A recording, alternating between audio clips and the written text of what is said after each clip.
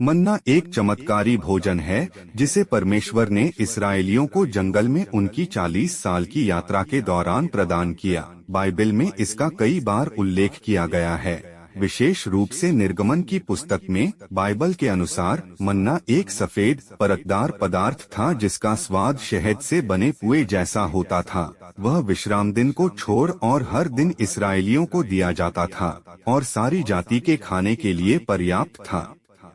Bible में मन्ना प्रतीकवाद और महत्व। मन्ना अपने लोगों के लिए परमेश्वर के प्रावधान और देखभाल का प्रतीक है। यह एक अनुस्मारक था कि भगवान उनके साथ थे और उनकी जरूरतों को पूरा करेंगे। इसके अलावा मन्ना विश्वास और आज्ञाकारिता का प्रतीक था। इस्राएलियों को निर्देश दिया गया था कि वे केवल दिन के लिए पर्याप्त भोजन इकट्ठा करें और जिन्होंने अवज्ञा की उन्हें चमत्कारी भोजन से आशीषित नहीं किया गया। ईसाई धर्म में मन्ना को ईसा मसीह के प्रतीक के रूप में देखा जाता है, जिन्हें बाइबल में जीवन की रोटी कहा जाता है। जिस प्रकार मन्ना ने इस्राएलियों के लिए जीविका प्रदान की, उसी प्रकार यीशु विश्वासियों के लिए आत्मिक जीविका प्रदान करता है। मन्ना की कहानी को भगवान पर भरोसा करने और उनके प्रावधान पर भरोसा करने के महत्व की याद दिलाने के रूप में भी देखा जाता है। निष्कर्ष, मन्ना बाइबल में एक महत्वपूर्ण प्रतीक है और ईसाई धर्म में इसका एक महत्वपूर्ण अर्थ है। यह भगवान के प्रावधान और देखभाल की याद दिलाता है और विश्वास और आज्ञाकारिता का प्रतीक है। इसे यीशु मसीह के प्रतीक के रूप में भी देखा जाता है, जो विश्वासियों को आध्यात्मिक जीविका प्रदान करता है। मन्ना वह अलौकिक भोजन था जिसे परमेश्वर ने इस्राएलियों को उनके 40 साल के रेगिस्तान में भटकने के दौरान दिया था। शब्दार्थ मतलब यह क्या है? हिब्रू में मन्ना को बाइबल में स्वर्ग की रोटी, स्वर्ग का अनाज, परी का भोजन और आध्यात्मिक मांस के रूप में भी जाना जाता है। मन्ना क्या है? बाइबल विवरण। जब ओस वाष्पित हो गई तो एक परतदार पदार्थ जो पाले के समान महीन था ने भूमि को ढक लिया। इस्राएलियों ने भोजन को मन्ना कहा।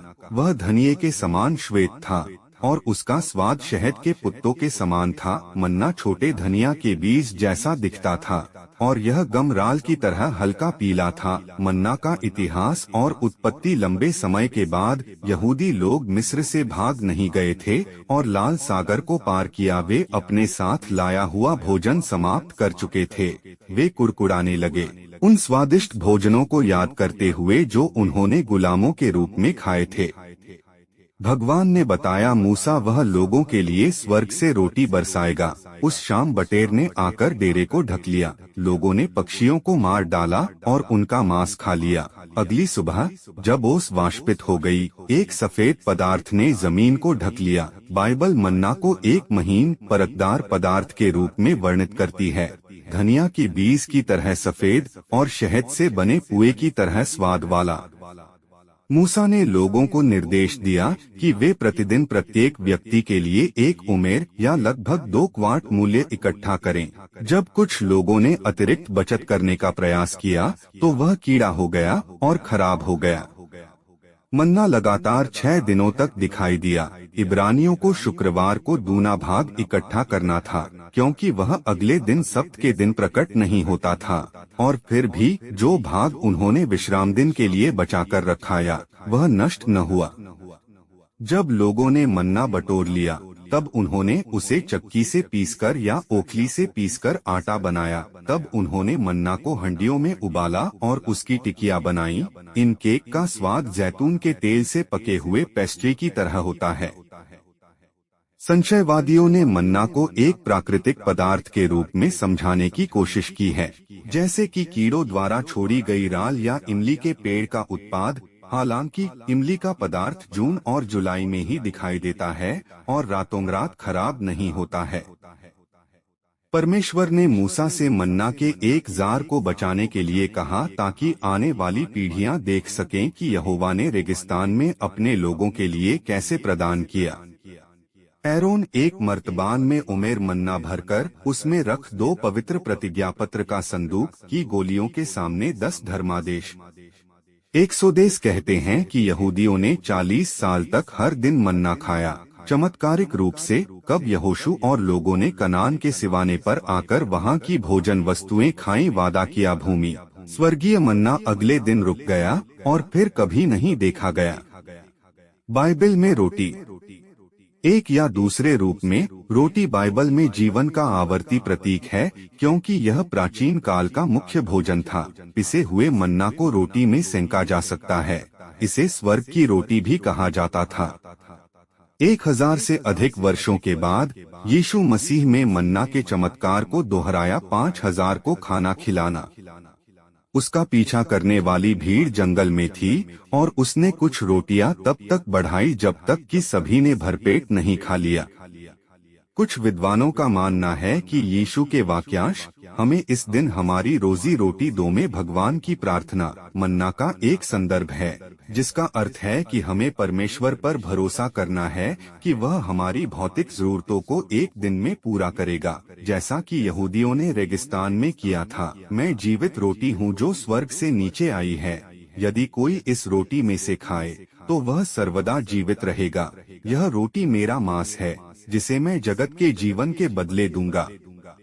आज अधिकांश ईसाई चर्च मनाते हैं ऐक्य सेवा या प्रभु भोज, जिसमें भाग लेने वाले किसी न किसी रूप में रोटी खाते हैं, जैसा कि यीशु ने अपने अनुयायियों को उस दिन करने की आज्ञा दी थी। पिछले खाना मन्ना का अंतिम उल्लेख में मिलता है, जो जय पाए उसे मैं गुप्त मन्ना में से कुछ दूंगा। इस पद की एक व्याख्या यह है कि जब हम जंगल में भटकते हैं तो मसीह आत्मिक पोषण, छिपा हुआ मन्ना प्रदान करता है इस दुनिया का। बाइबल में मन्ना के संदर्भ ईसाई धर्म। एस्तेर स्टडी गाइड की कहानी। एस्तेर स्टडी गाइड की कहानी एस्तेर की बाइबल पुस्तक की गहरी समझ हासिल करने के इच्छुक लोगों के लिए एक उत्कृष्ट संसाधन है। यह मार्गदर्शिका पुस्तक का गहन विश्लेषण प्रदान करती है। इसके विषयों, पात्रों और ऐतिहासिक संदर्भ की खोज करती है। इसमें पाठकों को पाठ के साथ जुड़ने में मदद करने के लिए सहायक चर्चा, प्रश्न और गतिविधियां भी शामिल हैं। गाइड को 4 वर्गों में विभाजित किया गया है: अवलोकन, वर्ण, विषय वस्तु और ऐतिहासिक संदर्भ। प्रत्येक खंड एस्तेर की पुस्तक पर एक व्यापक दृष्टि प्रदान करता है, जिससे पाठकों को पाठ की बेहतर समझ प्राप्त करने में मदद मिलती है।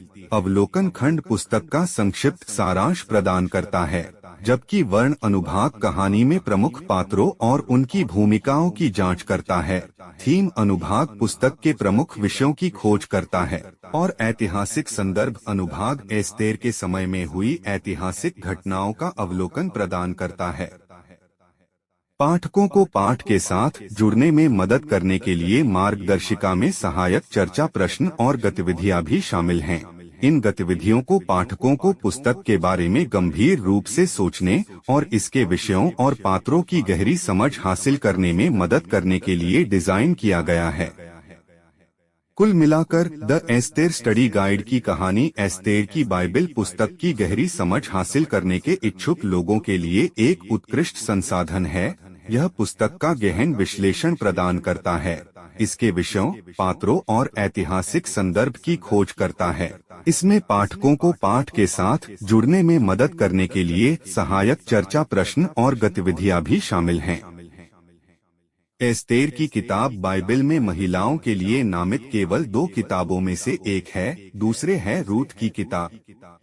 एस्तेर की कहानी में आप एक खूबसूरत युवा रानी से मिलेंगे जिसने परमेश्वर की सेवा करने और अपने लोगों को बचाने के लिए अपनी जान जोखिम में डाल दी। एस्तेर की किताब को लिखा।